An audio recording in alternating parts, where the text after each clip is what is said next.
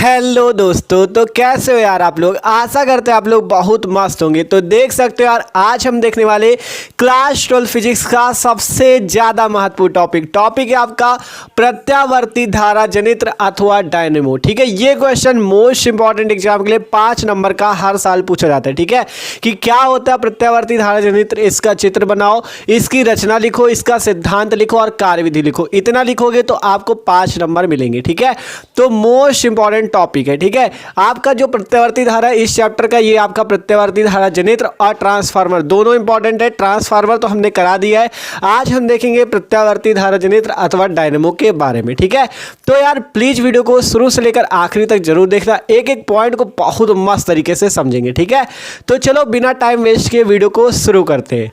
तो देखो, अगर बात करें प्रत्यावर्ती धारा जनित्र अथवा डायनेमो, नाम से पता चलता है ये क्या एक प्रकार का जनित्र है, अर्थात एक प्रकार का जनरेटर है। जनरेटर तो आप जानते हो, जैसे आपके जो जनरेटर होते हैं वो क्या करते हैं, आपका जैसे जनरेटर तो सिंपल देखा होगा आपने, जो डीजे ईजे पे लगा रहता है, ठीक है, लाइट पे, तो उस पे क्या होता है, जनरेटर को जब हम लोग चलाते हैं, जनरेटर एक प्रकार का क्या होता है, यंत्र होता है, जिससे क्या बनती है, लाइट बनती है। ध्यान से समझो, आपका जो जनरेटर होता है उसको जब चलाया जाता है हैंडल घुमा के, तो उससे क्या होता है, जनरेटर एक यंत्र है और उससे क्या बनती, विद्युत बनती, अर्थात करंट बनती है, तब तो उससे लाइटें जलेंगी सारी। तो सिंपल आप क्या जानते हो कि जनरेटर एक कौन सी मशीन है जो कि विद्युत को, मतलब आपका एक यंत्र को विद्युत में परिवर्तित करती है, अर्थात यांत्रिक ऊर्जा को वैद्युत ऊर्जा में परिवर्तित करती है। ध्यान से समझो, एकदम सिंपल सी बात है। आपने जनरेटर तो देखा है, ठीक है, जनरेटर पे क्या होता है, सिंपल जब उसे हैंडल घुमा के चलाया जाता है तो वो एक प्रकार का यंत्र तो होता है, अर्थात उसकी एक यांत्रिक ऊर्जा होती है।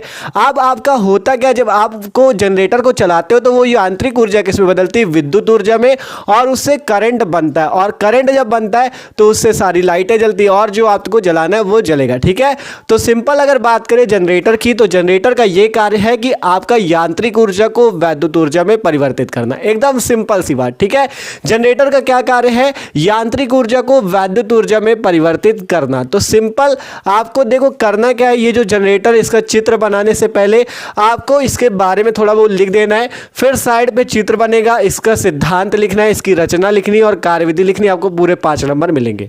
तो सिंपल देखो, पहले क्या लिखना, हमने यहाँ पे लिखा हुआ है कि यह यांत्रिक ऊर्जा को वैद्युत ऊर्जा में परिवर्तित करता है। ये जो आपका प्रत्यावर्ती धारा जनित्र या डायनेमो होता है, ये क्या करता है, यांत्रिक ऊर्जा को वैद्युत ऊर्जा में परिवर्तित करता है। क्योंकि आपको पता है यार, जनरेटर एक प्रकार का खुद ही यंत्र है। ठीक है, एक यंत्र है या एक मशीन है जो कि अपनी यांत्रिक ऊर्जा को किस में जनरेट करता है, वैद्युत ऊर्जा में। ये एकदम सिंपल सी बात है, आपको समझ में आ गई होगी। ठीक है, तो ये तो एकदम आसानी से लिख लोगे। और एक चीज जान लो, ये जो आपका प्रत्यावर्ती धारा जनित्र अथवा डायनेमो है, ये विद्युत चुंबकीय प्रेरण के सिद्धांत पर कार्य करता है। ठीक है, प्रत्यावर्ती धारा जनित्र अथवा डायनेमो है, ये आपका विद्युत चुंबकीय प्रेरण के सिद्धांत पर कार्य करने वाली एक युक्ति है। ठीक है, तो सिंपल सी ये बात आपको समझ गए। लिख सकते हो कि यह यांत्रिक ऊर्जा को वैद्युत ऊर्जा में परिवर्तित करता है और यह विद्युत चुंबकीय प्रेरण पर कार्यरत एक युक्ति है या एक मशीन है। ठीक है, जो कि विद्युत चुंबकीय प्रेरण के सिद्धांत पर कार्यरत है। इतना लिखने के बाद आप क्या करना है, आपको इसके सिद्धांत के बारे में बताना है। सिद्धांत का मतलब होगा कि इसका उपयोग क्यों किया जाता है, ये सब आपको लिखना है। तो देखो, इस चित्र को अभी भूल जाओ, अभी पहले सिद्धांत समझ लो, फिर आपको चित्र बताएंगे और इस चित्र पे क्या लिखना है। इसकी रचना में देखो, रचना में वो चीज लिखा जाता है जो इस चित्र में है, कि मतलब इस चित्र में क्या क्या है। जैसे आपका यहाँ पे देख सकते हो, ये आपकी ABCD एक कुंडली लगी हुई है, ABCD आपकी कुंडली है, यहाँ पे आपके ब्रूस लगे। अभी सब कुछ बताएंगे कैसे आपको इसकी रचना एकदम अपनी भाषा में बना के लिखनी है, जिससे एग्जामिनर से पूरे नंबर मिले। ठीक है, सब कुछ देखेंगे। तो सबसे पहले हम आपको इसको सिद्धांत समझा दे कि इस जो प्रत्यावर्ती धारा जनित्र, इसका सिद्धांत क्या है, इसको क्यों बनाया गया है। ठीक है, तो देखो पढ़ो यहाँ पे सिद्धांत। जब किसी बंद कुंडली को चुंबकीय क्षेत्र में तेजी से घुमाया जाता है तो उसमें से गुजरने वाली फ्लक्स रेखाओं की संख्या में लगातार परिवर्तन होता रहता है। आपके अगर हम आपसे कहें तो यहाँ पे आप देख सकते हो, जो चित्र बना है इसमें थोड़ा सा समझ लो। ये जो आपको यहाँ पे ABCD दिख रही है, ध्यान से समझो भैया, एक एक पॉइंट आसान है। ये जो आपको ABCD दिख रही है, ये एक प्रकार की कुंडली है। ठीक है, एक प्रकार की ये कुंडली लगा रखी है हमने ABCD, और इसके अगल बगल ये जो आप देख रहे हो N और S, ये N और S क्या है, ये है चुंबक। ठीक है, चुंबक चुंबक हैं, चुंबक के बीच में हमने क्या लगा दिया है, कुंडली। आप क्या करेंगे, हम इस कुंडली को तेजी से इस टाइप से घुमाएंगे, ठीक है। जब कुंडली घूमेगी तो ये यंत्र क्या करेगा, एक विद्युत ऊर्जा का निर्माण करेगा, ठीक है। तो वही चीज सिंपल कहा गया, जब किसी बंद कुंडली को चुंबकीय क्षेत्र में तेजी से घुमाया जाता है। ये जो आपका है, ये क्या है आपका, ये आपका क्या है, ये आपका कुंडली है। और जब चुंबक लगा रखे हो तो इसके चारों ओर क्या होगा, चुंबकीय क्षेत्र होगा। तो जब किसी कुंडली को चुंबकीय क्षेत्र के चारों ओर तेजी से घुमाया जाता है तो उससे क्या होता है, चुंबकीय क्षेत्र में तेजी से घुमाया जाता है तो उसमें गुजरने वाली फ्लक्स रेखाओं की संख्या में परिवर्तन होता है, ठीक है। फ्लक्स रेखाओं की संख्या में लगातार परिवर्तन होता रहता है। तो सिंपल सी भैया ये बात है, आपको दो चुंबक लेने, उसके बीच में कुंडली को रखना है और उसको तेजी से घुमाना है। और कहाँ, जब चुंबक रखे हो तो चुंबकीय क्षेत्र है अगल बगल, ठीक है, चुंबकीय क्षेत्र है। तो जब चुंबकीय क्षेत्र में तेजी से घुमाओगे तो जो उसकी चुंबकीय फ्लक्स रेखाएं होंगी, ध्यान से समझो, एक एक पॉइंट आसान है, सिंपल। दो चुंबक है, चुंबक के बीच में कुंडली रखी है ABCD। आप जब हम इसे देख सकते हो, यहाँ पे आपको ये जो निशान दिख रहा है ना, इसका यही मतलब कि आपको ऐसे ऐसे घुमाना है, ठीक है। इसको जब ऐसे ऐसे घुमाओगे तो उससे क्या होगा, ये चुंबक के चारों ओर का चुंबकीय क्षेत्र के कारण आपका क्या होगा, इसकी चुंबकीय फ्लक्स रेखाओं की संख्या में लगातार परिवर्तन होगा। फिर जिससे क्या होगा, जिसके कारण, यहाँ पे ध्यान से इसको समझ लेना है, थोड़ा इरेज हो गया शायद, ठीक है। इसका मतलब है जिसके कारण, ठीक है, जिसके कारण कुंडली में वैद्युत धारा प्रेरित हो जाती है। यहाँ पे ध्यान से समझ लेना, शायद इस पे लग गया था तो इरेज हो गया है। तो सिंपल, जिसके कारण कुंडली में वैद्युत धारा प्रेरित हो जाती है। आपसे हमने कहा यांत्रिक ऊर्जा से वैद्युत ऊर्जा में परिवर्तित करने की युक्ति जनरेटर होती है। तो सिंपल, कैसे आप इससे वैद्युत ऊर्जा प्राप्त कर सकते हो, इलेक्ट्रिक करंट प्राप्त कर सकते हो, उसके लिए आपको दो चुंबक लेने हैं, आपको बीच में कुंडली रखनी है, उसको तेजी से घुमाना है, जिसके कारण चुंबकीय क्षेत्र प्रबल होने के कारण इसमें क्या होता है, चुंबकीय फ्लक्स रेखाओं की संख्या में परिवर्तन होता है। और जिसके कारण, यहां से लिखा है, जिसके कारण कुंडली में वैद्युत धारा प्रेरित हो जाती है। जिसके कारण देख सकते हो कुंडली में क्या हो गई, धारा मान लो आई, मान लो यहाँ पे आई धारा यहाँ पे प्रेरित हो गई। देख सकते हो यहाँ पे धारा आपकी बह रही है पूरी कुंडली में, यहाँ नीचे भी आपको पूरी धारा बहती हुई दिखेगी। ये हमने एक बल्ब लगा रखा है और आपको इससे पता भी चल जाएगा, बल्ब जल गया तो पता चल जाएगा क्या, कि आपकी धारा इसमें प्रेरित हो चुकी है, ठीक है। तो सिंपल ये, तो जिसके कारण कुंडली में वैद्युत धारा प्रेरित हो जाती, प्रेरित होने का मतलब ये है, प्रेरित का मतलब उत्पन्न हो जाती, क्योंकि जब यंत्र घूमेगा, ये जो कुंडली ये चुंबक के चारों ओर घूमेगी तो चुंबकीय फ्लक्स रेखाओं की संख्या में परिवर्तन होगा, जिससे वैद्युत धारा उत्पन्न हो जाएगी या प्रेरित हो जाएगी, ठीक है। जिसके कारण वैद्युत धारा प्रेरित हो जाती है। अब कुंडली को घुमाने में जो कार्य करना पड़ता है, कुंडली को घुमाने में कुछ कार्य भी तो करना पड़ेगा। कुंडली घूमेगी अपने आप तो घूमेगी नहीं, उसको घुमाने में कुछ कार्य करना पड़ेगा। तो कुंडली को घुमाने में जो कार्य करना पड़ता है वही कुंडली में वैद्युत ऊर्जा के रूप में संचित हो जाता है, ठीक है। इस कुंडली को घुमाने में जो कार्य करना पड़ता है आपको, वही वैद्युत ऊर्जा के रूप में संचित हो जाता है और इससे इलेक्ट्रिक करंट आपकी बन जाती है। तो ये चीज है कि जो आपका जनरेटर होता है वो वैद्युत ऊर्जा को, यांत्रिक ऊर्जा को वैद्युत ऊर्जा में परिवर्तित करता है, ठीक है। तो अब आप जनरेटर के बारे में जान चुके हो कि कैसे आपका जनरेटर यांत्रिक ऊर्जा से वैद्युत ऊर्जा में परिवर्तन करता है, ठीक है। सिंपल सिद्धांत पे कुछ नहीं लिखना था। आप देख रहे हो यहाँ पे आपकी कुंडली है, अगल बगल दो चुंबक लगे। जब कुंडली को तेजी से घुमाओगे, देखो यहाँ पे लिखा गया, जब किसी बंद कुंडली को चुंबकीय क्षेत्र में तेजी से घुमाया जाता है। और चुंबकीय क्षेत्र कहाँ से आ गया, क्योंकि चुंबक लगे तो चुंबक का कुछ चुंबकीय क्षेत्र होगा। तो जब किसी बंद कुंडली को चुंबकीय क्षेत्र में तेजी से घुमाया जाता है तो उसमें से गुजरने वाली जो चुंबकीय फ्लक्स रेखाओं की संख्या में लगातार परिवर्तन होता रहता है, जिसके कारण कुंडली में वैद्युत धारा प्रेरित हो जाती है। ये जो कुंडली है इसमें धारा प्रेरित हो जाती है, ठीक है। कोई भी धारा हो सकती है, हमने आई मानी थी, ठीक है। तो कुंडली में धारा प्रेरित हो जाती है। कुंडली को घुमाने में जो कार्य करना पड़ता है वही कुंडली में वैद्युत ऊर्जा के रूप में संचित हो जाता है। तो ये है इसका सिद्धांत। आशा करते हैं आपको सिद्धांत समझ में आया होगा। तो सिंपल ये नोट कर सकते हो कि पहले ये यांत्रिक ऊर्जा को वैद्युत ऊर्जा में परिवर्तित करता है और यह विद्युत चुंबकीय प्रेरण के सिद्धांत पर आधारित एक मशीन है या एक युक्ति है। तो अब आप क्या करो भैया, इसका स्क्रीनशॉट ले लो, जिससे अब हम आपको कहाँ ले चलेंगे। अब आपको इसकी रचना बताएंगे कि आपको इसकी रचना में क्या लिखना है। फिर इसके बाद हम आपको बताएंगे कि इसकी कार्यविधि क्या है। कार्यविधि पे ये लिखना होता है कि ये आपका कार्य कैसे करता है, ठीक है। तो सिंपल इसका स्क्रीनशॉट ले लो। आप चलते हैं रचना की ओर। आप देखो, बात करते हैं प्रत्यावर्ती धारा जनित्र अथवा डायनेमो की जो रचना होती है वो, उसमें आपको क्या लिखना है, ठीक है। देखो सिद्धांत तो समझ लिया था, आप बात करें रचना की। देखो रचना में आपको क्या लिखना है, सिंपल वही लिखना है जो जैसे आपने इसमें बनाया, जो बनाया वही रचना में लिखा जाता है। रचना का मतलब ये होता है बनावट, ठीक है। जो आपने बनाया उसी को लिख दो। क्या बनाया है आपने, ABCD एक कुंडली बनाई है जिसे दो क्षेत्र चुंबक N और S के बीच रखा है और नीचे इसका जो सिरा है इसे हमने किससे जोड़ा है, सर्पी वलय से। देख सकते हो यहाँ पे एक सर्पी वलय ये आपको दिख रहा है, एक सर्पी वलय ये दिख रहा है। छल्ले के आकार का होता है सर्पी वलय, और इसके बीच में ये आपका एक वाई और एक्स और वाई दो ब्रूस लगे होते हैं।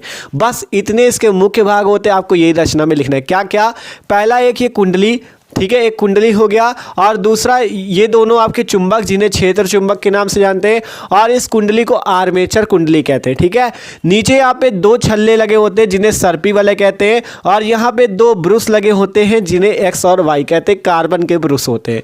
अब आपको यही चीज़ें यहाँ रचना में लिख देनी। ठीक है, एक आर्मेचर कुंडली है, क्षेत्र चुंबक है, सर्पी वलय है और ब्रूस है। तो देखो हमने वही चीज़ यहाँ पे लिखा है रचना। इसके तीन मुख्य भाग होते हैं। ये जो आपका प्रत्यावर्ती धारा अथवा डायनेमो है, इसके तीन मुख्य भाग होते हैं। पहला नंबर क्षेत्र चुंबक, ये देख सकते हो दो चुंबक है, क्षेत्र चुंबक है। यह एक शक्तिशाली चुंबक N और S होते हैं। ये एक शक्तिशाली चुंबक N और S होते हैं, और इसके द्वारा उत्पन्न चुंबकीय क्षेत्र की बल रेखा N से S की ओर होती है। देखो आपको पता चुंबकीय बल रेखा जो उत्पन्न हो रही थी वो कहाँ जाएंगी, N से S की ओर चुंबकीय बल रेखाएं जाएंगी। ठीक है, तो क्षेत्र चुंबक क्या होता है, एक शक्तिशाली चुंबक NS होता है, और इसके द्वारा उत्पन्न चुंबकीय क्षेत्र की बल रेखा N से S की ओर जाती है। ये आपकी बात है क्षेत्र चुंबक की। आप बात करें, अगला पार्ट है आर्मेचर। आर्मेचर क्या होता है, ये जो कुंडली आपको ABCD दिख रही है ये आर्मेचर कुंडली कहलाती है। यहाँ पे देख सकते हो हमने लिखा चुंबक के ध्रुवों के बीच तांबे के तार की एक कुंडली होती है ABCD, और यह कई फेरों की होती है। मतलब आपको क्या करना है, यहाँ पे जो चुंबक के बीच में आपने एक कुंडली लगा रखी है, तांबे के तार के कई फेरे लपेट कर कुंडली बनाई जाती है। ठीक है, ये जो कुंडली है इसमें क्या किया जाता है, तांबे के तार को लपेटा जाता है, और इसके तांबे के तार के कई फेरे लपेटे जाते हैं। तो सिंपल क्या होती है आर्मेचर कुंडली, चुंबक के ध्रुवों के बीच, ये चुंबक के दो ध्रुव है, नॉर्थ ध्रुव और साउथ ध्रुव, मतलब उत्तरी ध्रुव और दक्षिणी ध्रुव। ठीक है, तो चुंबक के ध्रुवों के बीच तांबे के तार की एक कुंडली ABCD होती है, और यह कई फेरों की होती है। तो ये इसकी है क्या, ये आर्मेचर आपका क्या है, आर्मेचर कुंडली होती है। तो ये आपकी रचना में आपको आर्मेचर पे लिख देना है। ये आपकी एक ABCD कुंडली होती है जो चुंबक के ध्रुवों के बीच में रखी होती है, और यह कई फेरों की होती है, तांबे के तार से लपेटी होती है। ठीक है, अगला है सर्पी वलय तथा ब्रूस। सर्पी वलय ये देख सकते हो, ये जो दो छल्ले के आकार को आपके यहाँ पे दिख रहे हैं बने, ठीक है, एक छल्ला ये है, एक छल्ला ये इन्हें कहते हैं सर्पी वलय, और ये जो आपको दिख रहा है एक्स और वाई इन्हें कहते हैं ब्रूस। तो वही चीज लिख देना, कुंडली के सिरों का संबंध दो अलग अलग छल्लों से होता है, और यह कुंडली के साथ अक्ष पर घूमते हैं, और इन्हें सर्पी वलय कहते हैं। ठीक है, क्या कहा गया, आपका कुंडली, ये जो कुंडली है इसके सिरे का संबंध दो छल्लों से होता है। ठीक है, कुंडली के सिरों का संबंध दो अलग अलग छल्लों से होता है, और क्या कहा गया, यह कुंडली के साथ अक्ष पर घूमते हैं। ये जो होते हैं कुंडली के साथ इसकी अक्ष पर घूमते हैं, ये जो छल्ले ये भी कुंडली के साथ साथ घूमते हैं, कुंडली के साथ साथ अक्ष पर घूमते हैं, और इन्हें सर्पी वलय के नाम से जानते हैं। ये जो आपके दो छल्ले होते हैं, कहा गया कुंडली के सिरों का संबंध जो होता है दो छल्लों से होता है, और इन छल्लों को सर्पी वलय कहते हैं, और ये कुंडली के अक्ष पर घूमते हैं। फिर बात आती है ब्रूस की। इन छल्लों को दो कार्बन की ब्रूस एक्स तथा वाई स्पर्श करती है। ये छल्ला इसको वाई ब्रूस स्पर्श कर रही, ये छल्ला इसको एक्स ब्रूस ये वाली स्पर्श कर रही। ठीक है, ये एक्स ये वाई। ठीक है, तो दो ब्रूस होती वो भी कार्बन की। तो क्या कहा गया, इन छल्लों को दो कार्बन की ब्रूस एक्स तथा वाई स्पर्श करती हैं, और छल्ले इन ब्रूसों के नीचे फिसलते रहते हैं। मतलब ये जो छल्ले होते हैं इन्हीं ब्रूसों पर फिसलते रहते हैं। ठीक है, तो ये सिंपल आपको रचना में लिख देना है। ये सिंपल इसके तीन मुख्य भाग होते हैं, पहला आपका आर्मेचर कुंडली, क्षेत्र चुंबक ये दोनों, और ये आपका सर्पी वलय तथा ब्रूस, इतने इसके मुख्य भाग है। ये आपको रचना में लिख देना है। ठीक है, तो आपका सिद्धांत भी आपको समझ में आ चुका है, रचना भी समझ में आ चुकी है। अब बस्ती क्या है, केवल कार्य विधि। ठीक है, तो अब आप क्या करो, इसका स्क्रीनशॉट ले लो। अब आपको बताते हैं इसकी कार्यविधि के बारे में कि ये आपका जो जनरेटर है ये कार्य कैसे करेगा। तो इसका स्क्रीनशॉट ले लो। तो भैया आप देखते हैं हम लोग इस जनरेटर की कार्य विधि के बारे में कि ये कार्य कैसे करता है। ठीक है, तो देखो सिंपल हमने ये तो आपसे बता दिया था कि यहाँ पे आपका एक कुंडली होगी जो कि चुंबक के बीच में घुमाई जाएगी, जिससे चुंबकीय बल रेखाएं उत्पन्न होंगी, और आपका जो धारा होगी वो प्रेरित हो जाएगी। तो सिंपल वही चीज़ आपको कार्यविधि पे लिख देना है। देखो हमने लिखा जब आर्मेचर कुंडली, ये जो आर्मेचर कुंडली ABCD है, जब यह घूमती है तो कुंडली में से होकर जाने वाली फ्लक्स रेखाओं की संख्या में परिवर्तन होता है, अतः कुंडली में धारा जो होती है वो प्रेरित हो जाती है। और यहाँ पर प्रत्येक आधे चक्कर में धारा की दिशा बदल जाती है। प्रत्येक, जैसे ये आपका पूरा चक्कर ऐसे होगा, लेकिन जब प्रत्येक आधा चक्कर होगा ना तो उसमें धारा की जो दिशा होगी वो बदल जाएगी। ठीक है, और इस धारा की दिशा का पता फ्लेमिंग के दाएं हाथ के नियम के द्वारा लगाया जा सकता है। ठीक है, ये आप इसके बाद लिख लेना, जब जाएगी के बाद इस धारा की दिशा का पता फ्लेमिंग के दाएं हाथ के नियम के द्वारा लगाया जा सकता है। फिर इसके बाद लिख लेना यहां पर उत्पन्न धारा प्रत्यावर्ती धारा अल्टरनेटिंग करंट होगी। ये वाली लाइन मतलब आप यहां पे लिख लेना। पहले लिखना जब आर्मेचर कुंडली ABCD घूमती है तो कुंडली में से होकर जाने वाली फ्लक्स रेखाओं की संख्या में परिवर्तन होता है, अतः कुंडली में धारा प्रेरित हो जाती है। फिर लिखना इस धारा, देखो यहाँ पे लिखा गया ना, यहाँ पर प्रत्येक आधे चक्कर में धारा की दिशा बदल जाती है। फिर लिख लेना इस प्रकार धारा की दिशा का पता फ्लेमिंग के धारा, मतलब ये जो आपकी दिशा बदल रही धारा की, तो इस दिशा का पता कहाँ से चलेगा? फ्लेमिंग के दाएं हाथ के नियम द्वारा। तो इस धारा की दिशा का पता फ्लेमिंग के दाएं हाथ के नियम द्वारा लगाया जाता है और इस प्रकार की धारा प्रत्यावर्ती धारा अल्टरनेटिंग करंट होगी। ठीक है, मतलब प्रत्येक आधे चक्कर में धारा की दिशा बदलेगी और इस धारा की दिशा का पता आप फ्लेमिंग के दाएं हाथ के नियम द्वारा लगा सकते हो। और इसलिए जो धारा की दिशा बदल रही है, इसलिए इस दिशा, मतलब इस धारा को कौन सी धारा कहते हैं? प्रत्यावर्ती धारा अल्टरनेटिंग करंट।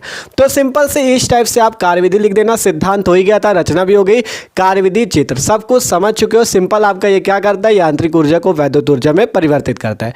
तो यार वीडियो अच्छा लगा हो तो भाई लाइक कर देना और चैनल को सब्सक्राइब जरूर कर लेना। ठीक है, तो आप लोग क्या करो, अब इसका स्क्रीनशॉट ले लो, तो सब्सक्राइब कर लेना चैनल को।